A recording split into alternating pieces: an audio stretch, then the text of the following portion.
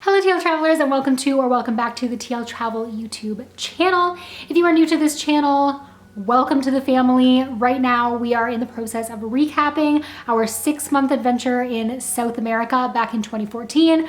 We are pulling stories and photos and videos from the archives and giving you guys some great tips and tricks, as well as story times and adventures, inspiration, all of that fun stuff that you need, whether you are planning a trip to South America, planning a trip in general, or just honestly looking for some fun travel content to distract your mind. So be sure to hit that subscribe button down below if you have not already, and give this video a like if you love to travel, because there is a ton of travel content here for you coming up and from the past for you to just binge on and enjoy. In my last video, I shared with you guys the story time of my underwater anxiety attack in Easter Island.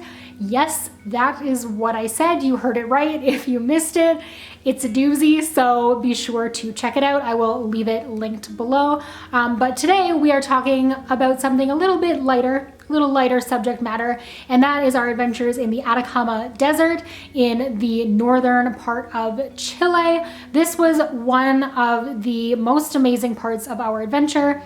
I mean, the entire 6 months was pretty amazing, but we have some great memories here, and I just want to share with you guys a little bit about some of the things that you can do there and why you might choose to visit there yourself. So the Atacama Desert is the world's driest desert. We flew in from Santiago and stayed in San Pedro de Atacama, and this little town is, I can't even describe it, just something out of a dream. We absolutely loved the chilled and relaxed atmosphere of the whole city and the little shops and just the people. It was absolutely everything that we needed to just chill out and relax before some big adventures. There are a lot of adventure style activities that can be done in the Atacama Desert, and I'm going to share just a few of them with you today. And if you have a suggestion that I missed that you did or tried and you loved, I would love for you to leave it in the comments below so that others can share in the information, because that's what the travel community is all about. So one of the first things that people usually do when they are staying in the area is to wake up bright and early and head out to the geyser. We got up bright and early just before 4 a.m., hopped in a van with a bunch of other travelers from our hostel, and headed out to 4,200 meters above sea level to get this spectacular view. First thing in the morning, it was like being on another planet, and you're gonna find that about a lot of things in this area, but it really did feel like you were out in space somewhere.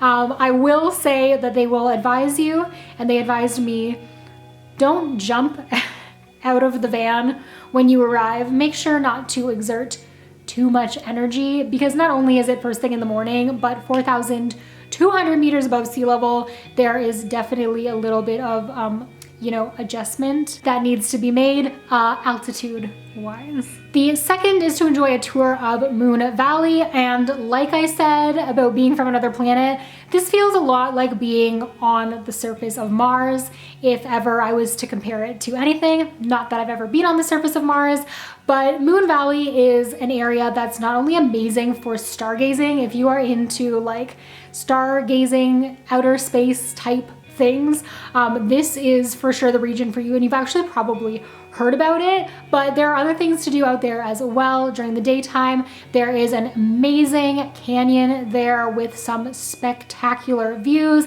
and then of course sandboarding out there on the dunes is another really popular activity to partake in. We did all three of those things in a single day tour, and not only was it a great way to get out and enjoy the views, but it was a great way to get social and do a little bit of boarding with a bunch of other travelers and make some connections that way as well, especially if you are looking for a group that might join you for activity number 3, which is that San Pedro de Atacama is the sort of starting zone, the starting area for the Uyuni Salt Flats. And if you don't know what I'm talking about, I'm gonna put some pictures up right now because you've definitely seen these views before. Multi-day trips across the Uyuni Salt Flats between northern Chile and Bolivia are super common, and you'll find them on a lot of bucket lists. You can do it in either direction. We chose to start in Atacama and move our way over to to Bolivia. I have heard that it can actually be cheaper as far as negotiating a price goes if you go from Bolivia to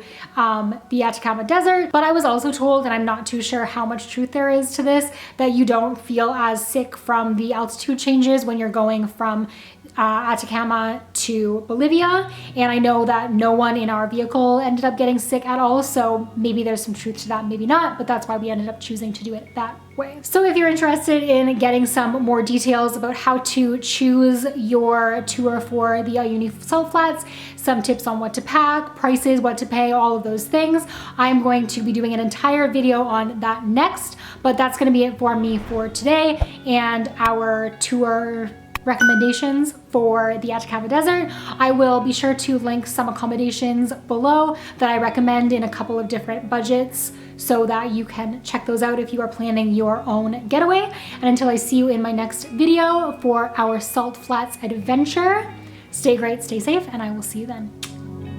Bye guys.